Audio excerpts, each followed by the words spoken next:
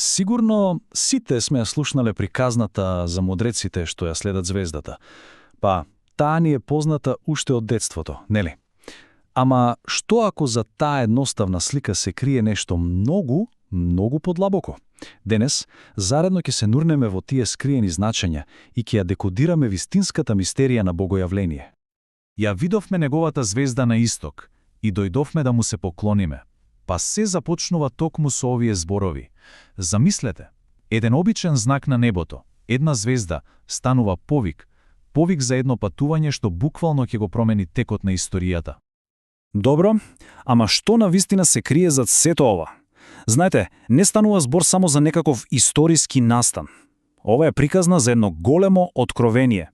Ќе видиме како еден единствен момент всушност открива еден огромен план кој се градал со векови. Значи, еве како ќе го направиме тоа. Ќе тргнеме од звездата и потрагата, па ќе се нурнеме во надежта среде темнината, ќе го истражиме сонот за идеален крал, за на крај да видиме како се открива мистеријата и какви реакции предизвикува тоа. Па ајде да почнеме. Добро, прва стадица звездата и потрагата. Се почнува тука со тој првичен небесен знак и патувањето на мудреците, како што ни го раскажува евангелистот Матеј. И веднаш тука имаме еден клучен збор – потрага. Ама забележете нешто многу интересно. Иницијативата не доаѓа од внатрешните луѓе, не од оние што ги знаеле сите пророштва напамет. Не, доаѓа од странци, астролози, кои виделе знак на небото и имале храброст да го следат. Тоа е клучно. Сега, за вистински да ја сватиме светлината на таа звезда, прво мора да разбереме колку била густа темнината што ја пробила. И за тоа мора да се вратиме малку назад, неколку векови наназад, во времето на пророкот Исаија. Да го погледнеме овој временски тек. Значи, народот се враќа од вавилонското прогонство. Очекувањата се огромни, нели? Конечно, слобода, обнова, но реалноста била брутална. Сонот за обнова многу брзо се претворил во вистински кошмар на разочарување. И не било само политичка криза, туку нешто многу подлабоко. Замислете ја сцената. Имало конфликти меѓу тие што се вратиле и тие што останале. Кавги за имоти, за наследство, присуство на странски култови, па дури и обструкции за обнова на храмот. Значи, владеела една општа апатија, тотален очај во Ерусалим. И токму среде таа тотална темнина се појавува гласот на Исаија. И тоа е нешто сосема радикално. Тој не вели, не е толку лошо. Не, тој ја гледа реалноста, но подсетува на нешто поголемо, на ветувањето дека Ерусалим треба да биде светлина за сите. Тој е буквално повик за будење од кошмарот. Па да продолжиме понатаму. Како таа општа надеж за светлина добива една поконкретна форма? Па се поврзува со сонот за еден идеален крал. Еве, Псалмот 71 е токму тоа. Тоа е како некоја универзална листа на желби на целото човештво. Ги опишува сите тие најдлабоки копнежи што ги имаме. Владетел што ќе донесе вистинска правда, траен мир, благосостојба за сите. Значи, ова е многу повеќе од политички сон, ова е духовен копнеж. И сега доаѓаме до нешто неверојатно. Човечкиот сон за совршен свет, за универзални мир, за правда, тоа не е само некоја празна утопија. Всушност, тој сон совршено се поклопува со самиот Божи проект, како нашите најдлабоки копнежи да се всушност одраз на Божјата волја за нас. Еве еден интересен детал што го потврдува ова. Кога во Псалмот се спомнува Тарсис, тоа не е име на вистинска земја. Тоа е символ, митско место што значи крајот на светот. Со други зборови, пораката е јасна.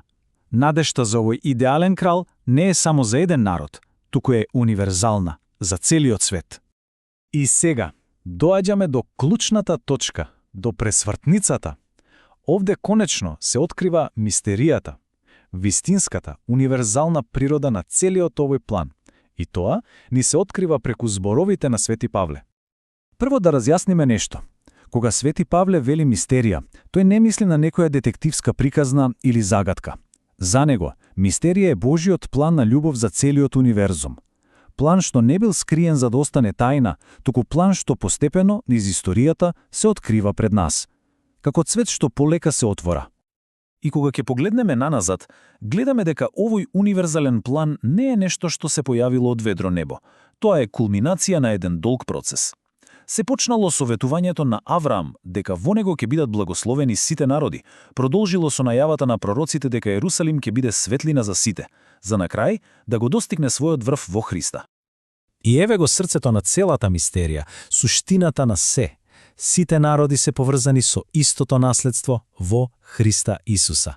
Значи, спасението не е ексклузивно, туку им се нуди на сите, на целото човештво. И сега одеднаш посетата на мудреците добива сосема ново значење, нели? Тоа не е само некој интересен детал, туку е првиот жив доказ дека овој универзален план се остварува. Добро, ајде сега да ги споиме сите овие делови. Да се вратиме на почетната сцена, кај звездата, и да видиме нешто фасцинатно. Како луѓето реагирале на ова големо откровение? Имаме едно откровение, ама 3 сосема различни реакции. Погледнете ја оваа споредба. Имаме 3 групи. Прво, мудреците. Тие имаат астрономско знаење, отворени се, бараат и што прават? Тргнуваат на пат. Потоа го имаме Ирод. Неговото знаење е политичка моќ, неговиот став, страв, љубомора, манипулација. Неговата акција сака да убие. И на крај, можеби најшокантното, книжниците. Тие го имаат знаењето од Светото писмо. Тие знаат точно каде треба да се роди Месијата. А нивната реакција апсолутна рамнодушност. Не мрднуваат ни со прст. И пораката од ова е толку јасна и толку безвременска. Очигледно, не е доволно само да се знаат пророчствата, не е доволно да се имаат информациите. На крајот, важен е одговорот на срцето. Оваа приказна, всушност, ни поставува едно вечно прашање. Како ние реагираме кога ќе се соочиме со вистината? Затоа што знаењето без акција е празно. И ова не носи до денес. Со овој навистина моćен цитат.